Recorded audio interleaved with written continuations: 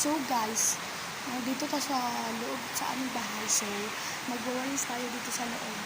Okay? Start guys.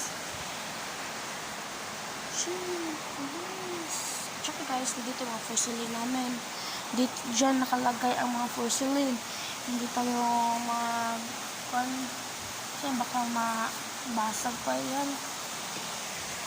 So, dito ako magmumudyo kapag mumudyo ako. So, dahil tapos na ako sa module ko, release na ako ng bahay. Okay? Sinisuli ko nga dito ang TV. Diyan, o, sala. So, sulit lang. Ayan, sulit.